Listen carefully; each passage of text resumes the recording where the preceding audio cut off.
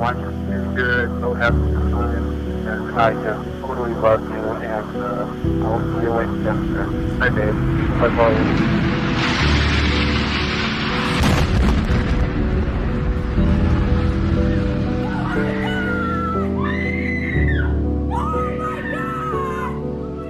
Oh my God. That looks like a second plane. Oh, there's another one. Another plane just hit. Right. Oh my God. Another plane has just hit. It hit another building. Flew right into the middle of it. Oh my goodness, there's another one. It seems to be on purpose. Oh my goodness, now you... Sir, where were you on 9/11? I was working at Indiana Regional Medical Center. I was the Director of Safety and Security there. I was also a member of the Pennsylvania Urban Search and Rescue Task Force, which is a federalized rescue task force. How did the event impact you personally? Well, it's obviously because of the role I played at 911 and Ground Zero. It changes your life. I mean, it really has an impact, a lifelong impact on you. Where were you? What were your emotions at the time of the first attack and your emotions throughout the day? Well, at the time of the attack and as we watched the events play out on TV, I think my emotions were maybe centered around three different things. Number one, I was very angry at what was occurring. Number two, I had children who were in New York City at the time, so I was quite concerned about their well-being.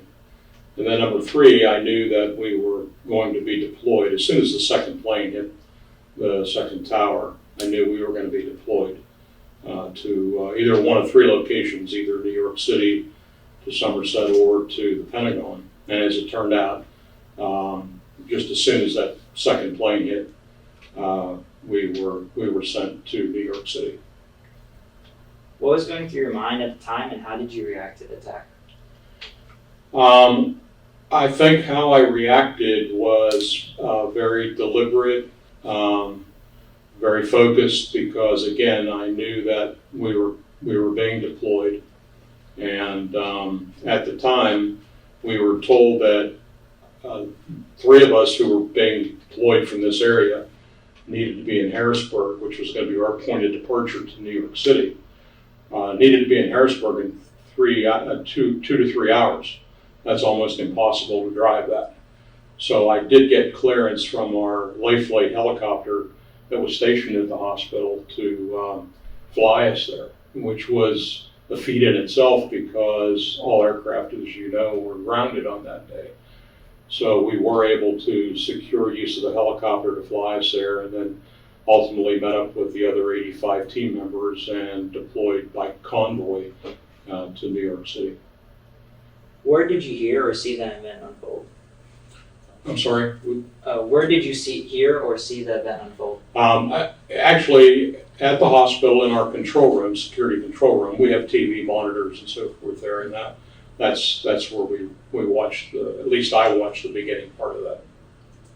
How do you feel when thinking back on the event now? Oh, it's emotional. It's overwhelming. It does bring back a lot of, the memories and emotions that you experience. I was there. We were there for over 2 weeks. So during that 2 week period, there was obviously a lot of things, a lot of emotion packed into that time period. Do you have anything else you want to add or any words of advice? No, I think that what's interesting for me is obviously that's been 22 years ago. How old were you? You weren't even born, weren't you? Yeah. So yeah, it kind of, I draw the parallel with me growing up as a younger child and an adolescent, thinking about like World War II. My dad served in World War II, but other than reading and hearing and talking to people, I had nothing to compare to. I didn't experience it personally. 9/11 I experienced personally, and younger folks coming up now were kind of like me when I was younger. They only know about 9/11 based on what we tell them, what you see, what you hear, what you read.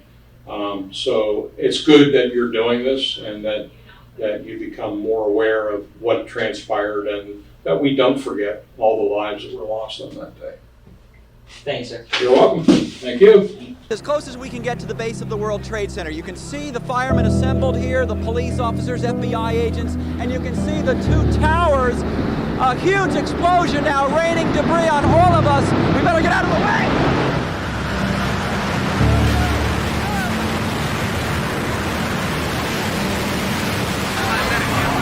We're getting reports that a part of... What's your name, sir? Daniel Zonzak. Hi, sir. Where were you on 9/11? 9/11, I was with the state police, and that afternoon I was sent down to Somerset Flight 93. How did that event impact you personally? Personally, I mean, it was a national tragedy. Personally, it was just, I said I could do my job. We went down there and where the plane hit. You see on the pictures where it did the hole, then flipped over. We were in a campsite right behind that, guarding property and body parts and such. What were your emotions at the time of the first attack and your emotions throughout the day? The first attack, I got up. I'd worked the 311 shift the night before. I got up and was watching the news, and I'd seen the planes hit the towers, and I knew that something was horribly wrong. What was going through your mind at the time, and how did you react to the attack? Well, the first thing I did was, when I saw the planes hit, was I went down to the local gas station and got my truck filled up with gas, got $100 cash out because I didn't know what was going on. Then a couple hours later, a corporal from the state police came by the house and told me to pack clothes to go to Somerset. Where did you hear or see the event unfold? On the national news. How do you feel when thinking back on the event now? Just how horribly sad and tragic it was. And do you have anything else you want to say, or any advice or moments of the day or throughout that week that kind of made you feel? I worked 7 o'clock at night to 7 o'clock in the morning in the woods, and so I didn't see much of the news at all. I just sleep in a hotel and go back out. So for 11 nights, I really didn't see much news coverage of it at all. Thanks. You're welcome. Accurately describe the emotion this evokes.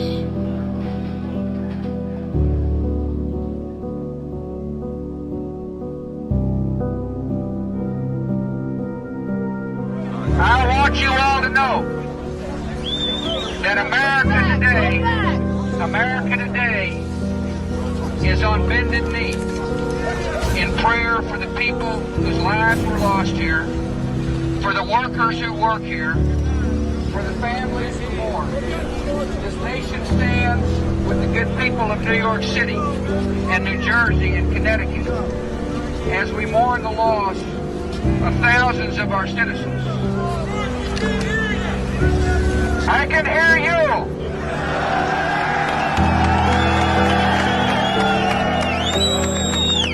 I can hear you. The rest of the world hears you. And the people who knock these buildings down will hear all of us soon. Hello, I'm Ocean J. Martita, and today I'm here with our first guest. Hi, I'm Mr. Buffone. I've been teaching at Homer Center for, this is my 20th year, and this is my 23rd year in education. Hi, Mr. Buffone. Our video today is about the 9/11, and I was going to ask you some questions about it. So my first question is, where were you that day of 9/11? So I remember very clearly. It's one of those events that sticks with you. I was in graduate school working at the Teacher Education Center at IUP for science, mathematics, and technology. And I was in bed, actually, because I didn't have to be in till a later shift that day. And I was woken up by the sound of this was back when answering machines were like a recording device and you could hear the message being left.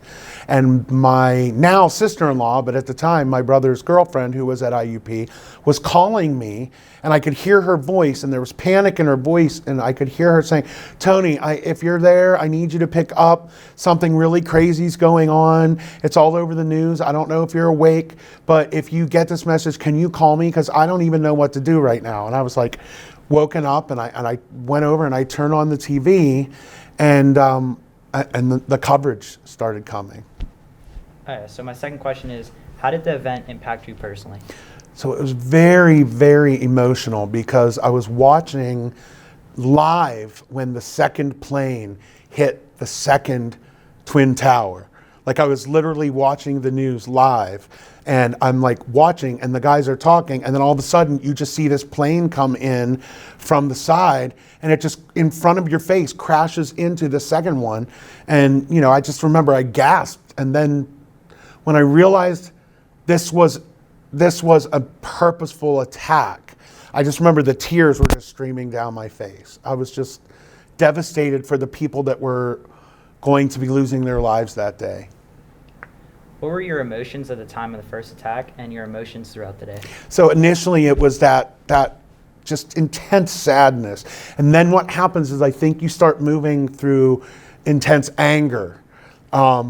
Because now you're really mad at something that's senseless, and as ideas are coming across and you're not sure exactly who's at the bottom of it, but you have an idea, you have to fight the urge to have a vengeful heart toward an entire area of the world whenever what you're looking at here are specific people in a specific faction of a specific group of people who are extremists. And that was something that was an intellectual battle for me, because I tend to be, it might be my Italian roots, I'm not sure, but I tend to want revenge, or not revenge, but justice. I want justice, and I want it fast. So there was a struggle there. And then fear, because then you're like, what else is in place that we're unaware of?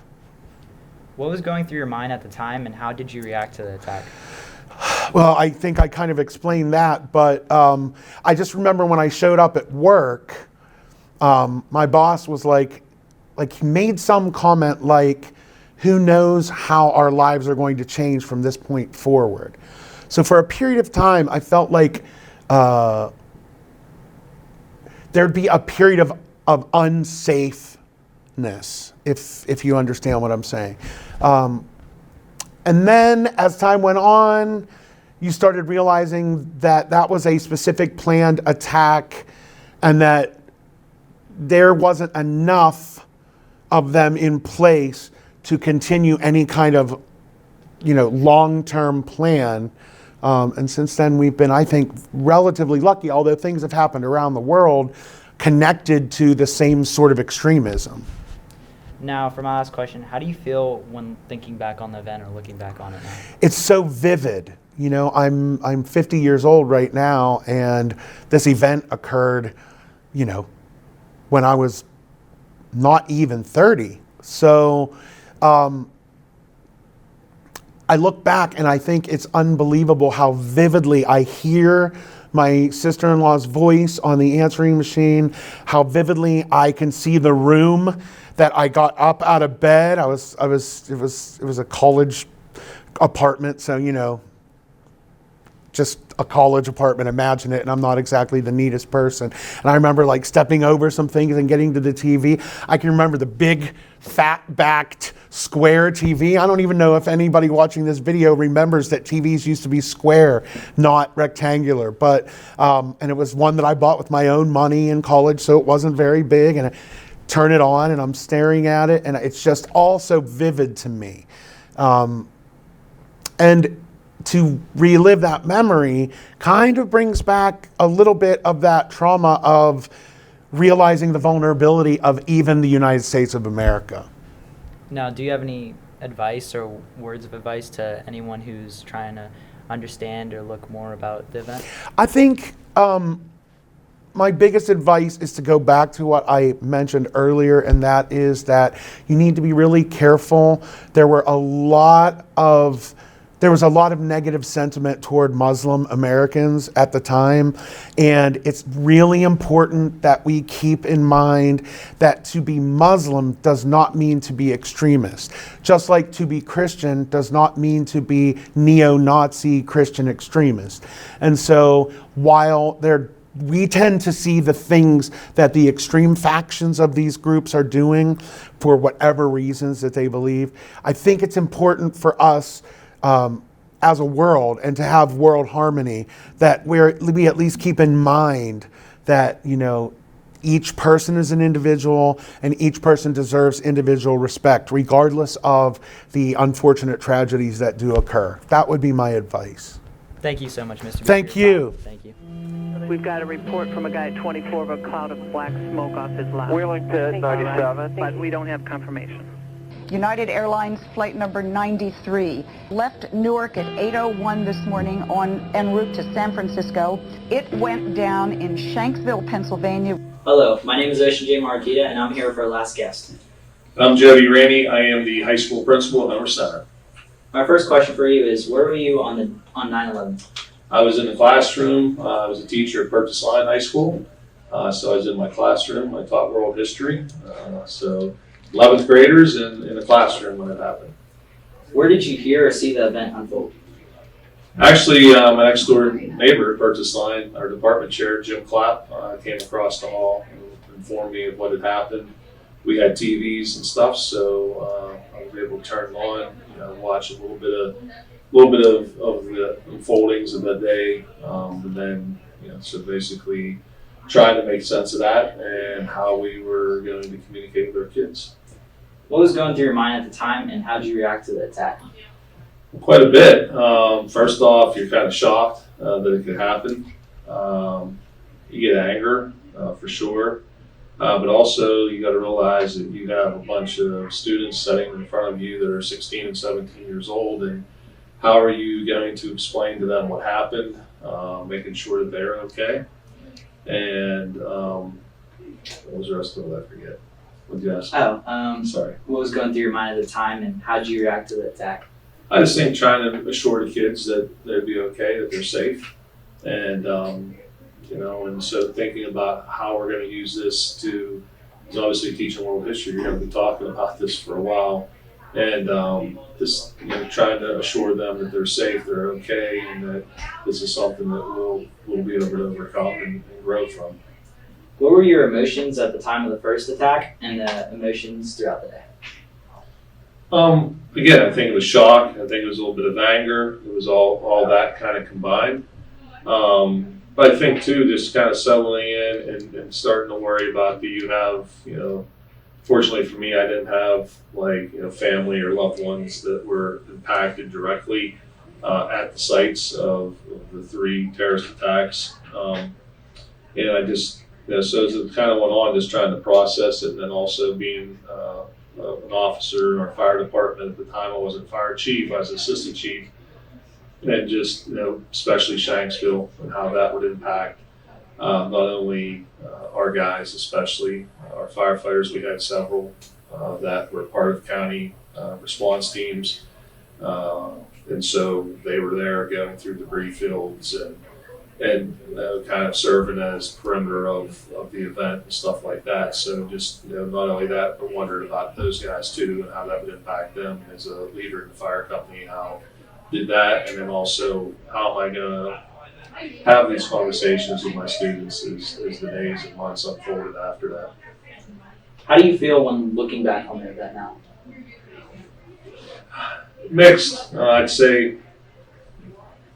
I think when I look back on it now, I think that I kind of reflect on a lot of different things. I reflect on really how it shaped me a lot. I think it really, my philosophy of education. I'm a big believer. I tell our teachers all the time that I want students to think critically and independently. I think one of the things that, when I think back on when you ask students what should the United States response be to the terrorist attacks, it was pretty simplistic thinking. we should, get revenge, we should attack, we should do this, but thinking beyond that, like if you go to invade a country, you just don't march on one end of the country, march out the other end and get on the bus and go home.